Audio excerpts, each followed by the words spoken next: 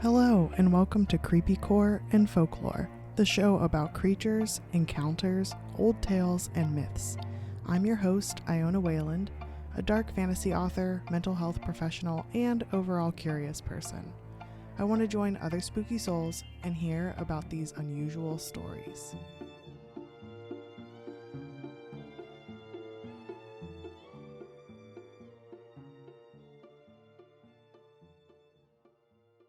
Hello, spooky soul. I'm excited to introduce you to an incredible YA dark urban fantasy and psychological thriller author, Liselle Sambury. Welcome, Liselle. I'm honored you're here. Thanks for speaking with me and the fellow spooky soul who's listening. Why don't you tell us a bit about yourself? I'm Liselle Sambury. I'm a Trinidadian Canadian author. Mhm. I'm the author of the Blood-like duology, so Blood-like Magic and Blood-like Fate, as well as Delicious Monsters, and the soon-to-come Tender Beast, which is my 2024 YA psychological thriller slash horror book. I'm so excited about that book. I mean, I'm excited about Yay! all of them, but I like loved the blood-like duology. And my favorite though is the Delicious Monsters. So good. There were the twists and the turns, and I did not know what to expect the entire time. I think I read it in one night. Like I just like sat there and like couldn't stop reading it. Oh my gosh, that's amazing. Yeah. I'm always like, whenever people are like, I read it in like one day, I'm like, that's amazing because that is not a small book. It's not, it's a chunky one. I love it, but like I was just like, oh my God, like the whole time I'm reading. Whereas a blood like magic is really cool because I remember feeling very seen, especially during, I think it was chapter 3, but it was one where they were all having dinner together, and I'm like, Jesus Christ, this is very accurate to my family. It's fine.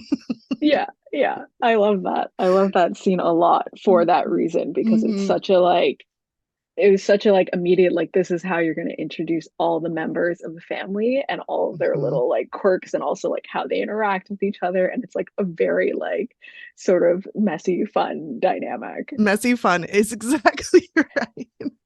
In the blood like duology, you have ancestral connections and the powerful nature behind kin. And I talk a lot on the podcast about how ancestors are important. What's your own connection to your ancestors?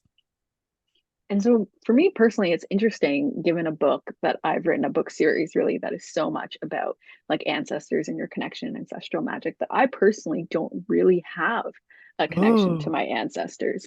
So interesting. for me, I didn't really ever know for a very long time much about where my family had come from beyond really my kind of immediate slash extended family. It's a little bit hard Mm-hmm. because like what I call my immediate family is like actually, I guess, technically my extended family, but because Mm-hmm. I lived with them, I'm like, my cousins are my immediate family. That is uh, relatable. yeah.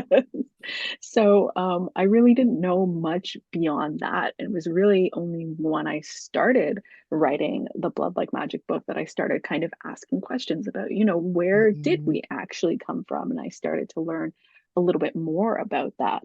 But I do still feel like that's something I need to dig deeper into and learn a lot more about because I certainly do feel that there's kind of a palpable distance between me and where I am now and the Mhm. sort of connection I might feel to ancestors just because I don't really know them. Like I don't know their names. I have a general idea, but I Mhm. don't really have a firm grasp on that history, which I think is probably pretty relatable to a lot of Yeah. Black people in the diaspora, just like Mhm. especially when you're past, you have enslaved ancestors and that sort of Mhm. thing. Like a lot of that history is really stolen from you, Mhm. and so with Blood Like Magic, to me, it was I really loved the idea of what if you did have a really really strong connection to your ancestors, the Mhm. way that Voya and her family have that direct link, and they really benefit from that and they know so much about their history and their family and where they've come Yeah. from and everything that's happened because of that, and I really thought that was an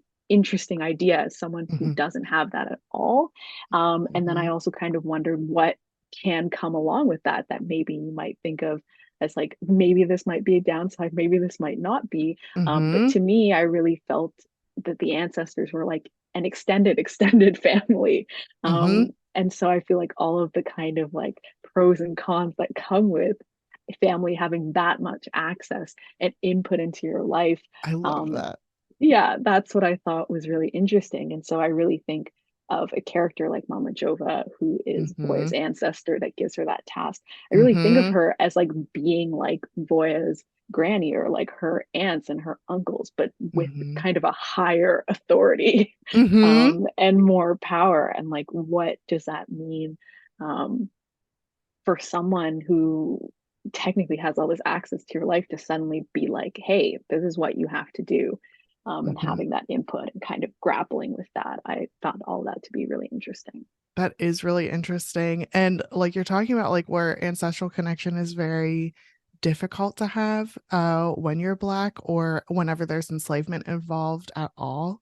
Also with like even though I have like because I'm first generation Jamaican and then like I'm Afro Latina. But even then like I don't know my granddad's like last name. Like I don't think he had one. Like he took Mm-hmm, his like owner, his mom's owner's last name so that he would be kind of like able to have more opportunity on paper. Like when he mm-hmm. fled to Panama, and then whenever he and his wife, my abuelita, came to the United States. But it's just like it's tough because there are things that you're taught kind of not to talk about. And so I liked your like what are the like because they're all related and it's not like people are suddenly magically healed after death so to speak in this universe that you created. And so where these ancestors have this input, it's like what about their unhealed things, or what if they're vengeful, or what if they have this high authority but they're asking you to do something that's really difficult and can be damaging to you. I think that's really really cool to think about. Yeah, because they're really coming with all of that. Like they themselves Mm-hmm. are coming with all of their generational trauma Mm-hmm. to this experience. And it's not like, yeah, it's not like you said, it's not like death has solved everything for them. Mm-hmm. They've just had longer to sit with it. And has that Mm-hmm. necessarily been resolved for them? You don't know, you're not sure. It's like, I guess But we'll see when we do the blood ceremony. yeah, exactly, right. It's kind of like, and that's why it's so luck of the draw of which Mm-hmm. ancestor you get and which one is going to call you and how your experience is going to go because it's Mm-hmm. so colored by them. But I like that because it was very much like a regular family member. Like Mm-hmm. they're also coming at you with everything that has come before them. And Yeah. so that's what I really liked about it. It's a very, it's this otherworldly experience, but it's in some ways very grounded in a reality Mm-hmm. experience or Very like current believable. current situation. Yeah. In your book, Delicious Monsters, there was a really interesting take on monsters, generational trauma, and like knowing who to trust, including yourself. What drew you to want to write that quote, seeing spirits concept in your book? For me, it was really in kind of early decision process because I Mm-hmm. knew I wanted to do a haunted house story. Mm-hmm. And the thing about that is that it's a trope, really. And Mm-hmm. so once you like have a trope, I'm immediately thinking of how can I do this different than the multitude of ways that I've seen it done Yeah. because I like that's the fun to me of working with a trope is like putting your own spin on it and doing Mm-hmm. something different with it because people are expecting a certain amount of familiarity, but they also kind of want something new. And Mm-hmm. so for me, I think a lot of the times those haunted house experiences are coming from people that have otherwise had a completely typical life. They have Mm-hmm. otherwise not had any supernatural experiences.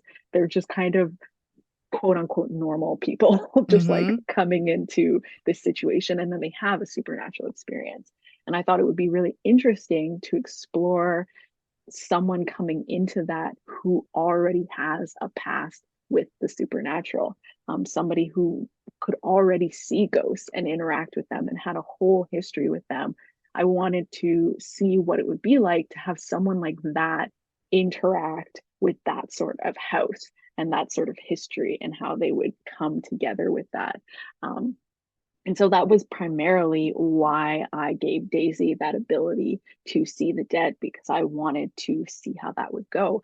And of course, she doesn't Mm-hmm. have a very positive experience with it. So it's not like this is something she's eager to do, No. as in the way that, like, sometimes, you have like a medium character and they're like, yes, I'm eager, I'm going to get in here, I'm going to help, I'm going to do something. Hmm. Daisy is very like, I don't really want to be here, but I need to be Hmm. here. And so I guess here I am to get stuff done. But it created for me a very interesting dynamic with the house.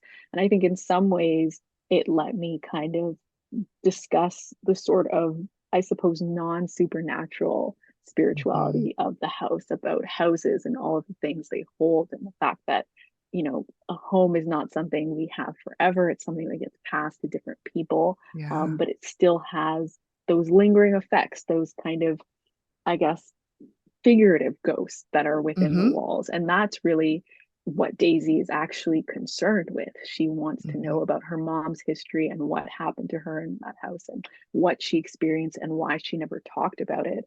And I Hmm. thought that was also kind of an interesting sort of juxtaposition with someone that like has the ability to interact with ghosts and is in fact more interested in the figurative, in Yeah. terms of talking about history and like what stays in a house. That is something that I really thought was super interesting and a totally new take on not only was she someone who was horrified by her abilities, so to speak, she was also being kind of I don't want to spoil anything, but like pressured to use it certain ways, Mm-hmm. her abilities. And then also she could tell, like, as someone who was there and could connect with the dead in that way, she also had a really good read on people.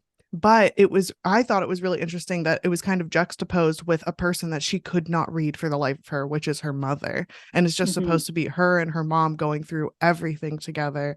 But she has a huge piece of her mom that's completely missing because it's it's something she doesn't talk about, and you don't learn about till way later. And I think that it's very real, again, like very relatable, very realistic, where you have this like generational trauma. What happened here? Why won't people talk about it? What are the repercussions if you do talk about it? And just like seeing different people process their own shit like with their own ways was very interesting and very well done in my opinion. Yay, thank you. Yeah, that's exactly what I wanted, really. I wanted to show a lot of different perspectives for Hmm. dealing with similar things. Brittany, Hmm. who's the second POV, has her own relationship with her mother and her own sort of figurative ghost to work through. Yeah. And she can't see what Daisy can see.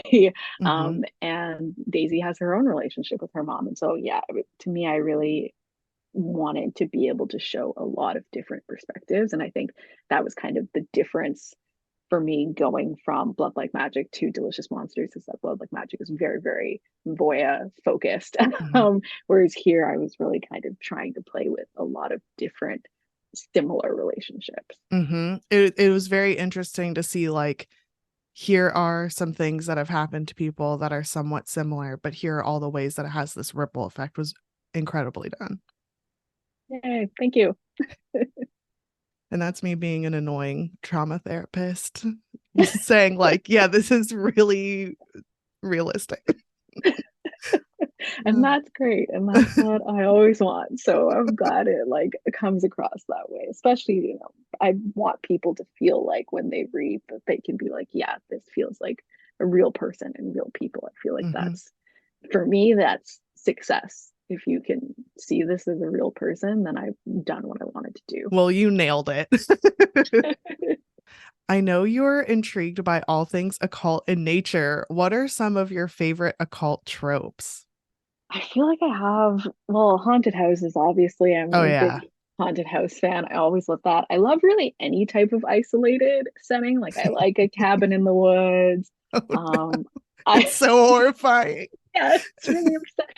I think especially as someone from the city, like it's so Oh yes. natural to Hmm. think of rural areas as being scary. Hmm.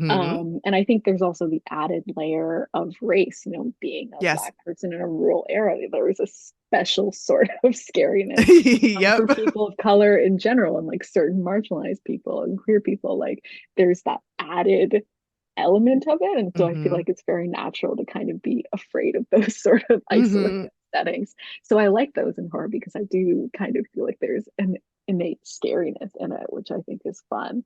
Um, So yeah, isolated settings. I love people like working together to escape things. I always think Hmm. that's fun because you get the dynamics of like a Yes. group playing off of each other, which I Hmm. haven't gotten to do yet, but maybe in the future. I'm excited to um, see what you come up with that because you're so good at writing dynamics in general. And so I think that if everyone has to have like a unified goal and they have to work together, it will be fascinating to yeah, read. yeah, I would be very interested in that. I think those are always sort of fun, those like escape room things, or Hmm. like, yeah, especially when it's like strangers. Like, I think it's especially really Oh, interesting yeah. when it's strangers because people have so many secrets, they have so many things they hold back. You're kind of Hmm. forced to trust people that Hmm. you potentially don't even want to trust just Hmm. because you have to kind of like make it through it. Hmm. And I'm sometimes I think that's like perhaps as fun as people that know each other, though people that know each other, you get kind of like past dynamics and that sort Hmm. of thing. I think those are fun. Yeah, I like those a lot. I also like people that already have supernatural abilities that they don't particularly like, Hmm. which I of course did Hmm. in my book. But I always think those are really fun as well to like really have a kind of key in to that world, but have something kind of that's holding the character back. And I like seeing that journey because it's all well and good if they like it, but it's a more fun journey if they don't. It's better if they hate it. Yeah, yeah. It's better if they think this is a curse put on them and they're Uh-huh. really unsatisfied with it. That's just like more fun. Like if they love it, it's not as fun. It reminds me of like, well, this is no fun if you end up enjoying it. No, I'm just kidding. I think Yeah. that's hilarious though, because it's something that I also think is just like coming from like an authorial perspective, it gives them agency when they don't like it. Because like Mhm. they're not just they don't see it as like this blessing and they're like, "Oh, I guess I must need to do this because I was given this beautiful, wonderful, perfect gift and I need to share it with the world." It gives them agency whenever they're like, God, this is fucking terrifying. And like, I don't want to do this. And then they're like, Yeah. okay, I need to use this strength that I don't necessarily like in order to get answers or discover more or protect this person or what have you. Yeah, exactly. Because they'd really like to be passive, but they Hmm. really can't. They really can't. I love that. Before you go, I have a fun game we can play, but creepy core related. Are you ready? I am prepared. Okay. Would you rather have to fulfill a promise to one of your ancestors or be possessed by a ghost for 6 months? Fulfill the promise. Should I Wow. expand on this? Oh, you totally can. I really want Okay. to know actually, because I'm like, oh I man. so I want to fulfill the promise because I feel like my ancestors would be mostly nice. I feel like and I feel like in the end, it would be Yeah. okay. So Yeah.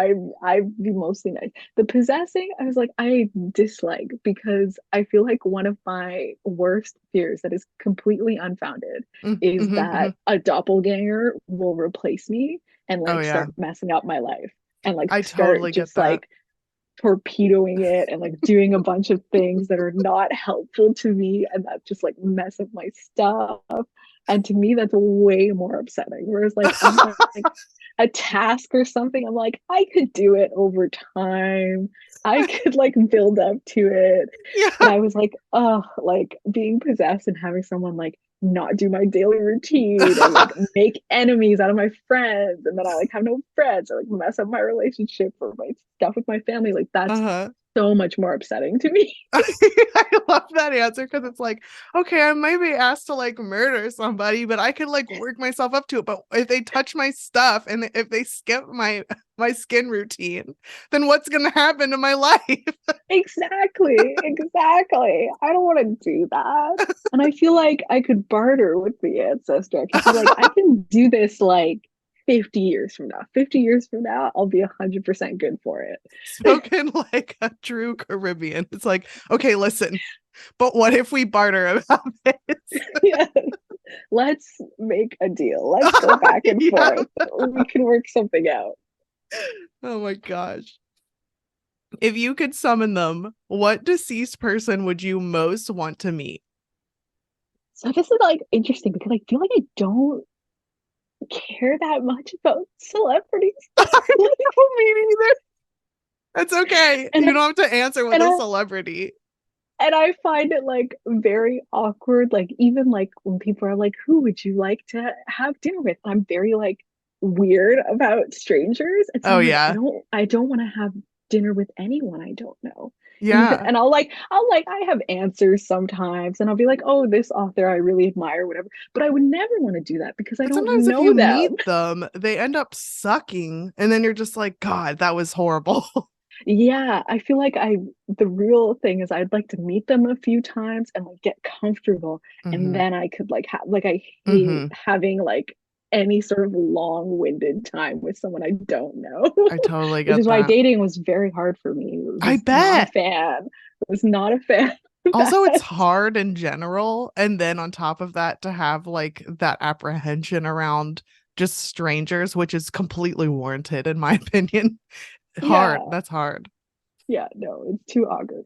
So I think what I would say is I would be interested in like having in like meeting a past ancestor and Hmm. like learning firsthand about like what was your experience and what was it like for you and that sort of thing in like Hmm. a fashion in which I would feel very much like it'd just be like a connecting sort of interview slash conversation where I'd Hmm. like have something I'd really want to learn. I think that would be good. And I think that would go over much better. I feel like if I met a deceased author I really admired, I don't really know what I would say to them. You were like, hello. And then you just Yeah, kind of hang out with them and stand there awkwardly. Whereas with an yeah, ancestor, you're like, where were you born? What time period was it? Were you ever married? What kids did you have? Like, you can ask them all yes. sorts of stuff. Yeah, there's lots of questions. Like now I'm trying to find out things. I'm trying Hmm. to put together a timeline. Hmm. It's like there's structure to it. Yes, I totally hear you there because I was thinking the same thing where I would want to meet an ancestor or like a family member that's deceased that I really Mhm. love and be like, oh, hello, we get to meet again for a little bit and this is kind of nice. Yeah, exactly. Exactly. Yeah. If you could do any kind of magic, what type would you choose? Okay, so I would choose some sort of plant slash growing magic. Oh, That I is what could I would totally be see more, that for you. yeah, I'd want to not only take care of my plants, but I would like to grow fruit and like vegetables. Like I could make a tree grow me really great like mangoes and like Hmm. other like fruits from the Caribbean that can't grow here. Like I could grow Yeah. so much stuff and then just like eat it all and it would be amazing. I could just randomly have sugar cane whenever I Oh my wanted. God, that'd be so Like good.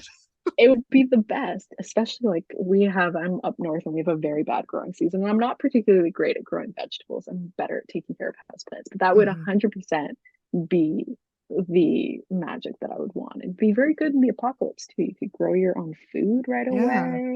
Yeah. Yeah, that's what I'd Also, I do. still think you're magical because your houseplant game is like gorgeous. And I don't know how you don't kill everything because I struggle with that. So, Oh, I I- kill a lot of stuff. I kill a lot of stuff, but I just remove them very quickly. So once they die, I'm just yeah. like, okay. And then I just like get rid of them. It's And so that's why. And then I just only keep the ones that look really good and are alive. And hmm. just because they shuffle out, people don't realize. I had Like, no idea. I was like, wow, look at them flourishing for like 5 years. no, at one point I had like 20 plants. I think I Hmm. have like six now. Okay, that's fair. That But the makes me six feel that I have better are about very my impressive. I have like one, it's like a peace lily, and I'm like, oh, thank God. I mean, too bad you're toxic to everything, but I'm glad you're Yeah. still alive. Yeah, no, I can only keep pothos alive, and I've even killed a bunch of those. And like my one money tree Hmm. that like has gone through a lot. There's been some Yes, times where I thought the money tree was over, but then because they call it a money tree, I'm like so afraid for it to die I know. or I to get give up on so it. superstitious about plants. Every time a plant dies, I'm like, okay, well, you absorbed like bad energy that would have like cursed the family and it just passed right over because this Yeah, poor, poor plant just absorbed all the bad stuff. it's just that stuff gets into your head and It then you does. can't do anything about it. And I just, yeah, I don't know. I was not good with plants for a very long time. So even what I have managed is very good for me. Yeah, I think so. I think that's impressive. I also wish, like, when we're talking about mangoes and stuff, I don't know, have you ever had like a granadilla? I know that's like more South American though. I don't think I have. Okay, so it looks like everyone's like, it's a passion fruit. It's not. Well, it's like a type, Oh, but yes, you yes, like yes, yes, yes. crack into it and open it up, and then you like kind of suck out the egg. Well, they're not eggs, they're seeds, but they look like fish eggs. Yes. They're No, really I have good. had it. I Okay, have okay, had it. because I passion was fruit like, I don't like, but granadillas I do. I their just don't seeds are have more it. white, right? They're They more are like white. whiter and they're sweet. Like whereas like passion fruit I feel like is very tart and like kind of sour. Granadillas are so good.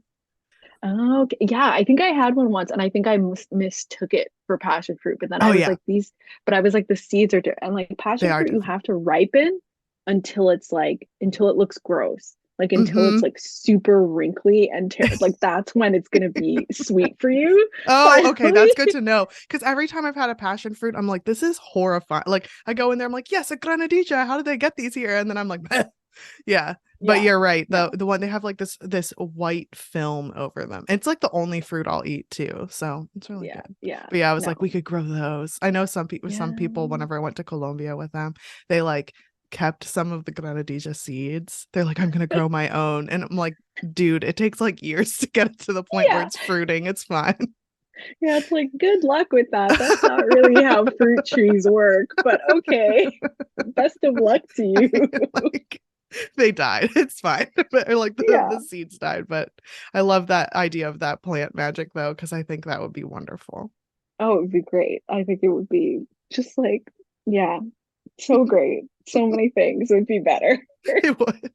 Well, thank you for your time, Liselle. I appreciate all you've discussed and for lending some of your expertise. This was fascinating. I'm going to include Liselle's information in the show notes below. But why don't you tell us where we can find you and your work and to pre-order your new book coming out? Yes. So you can pre-order Tender Beasts wherever books are sold in the US and Canada.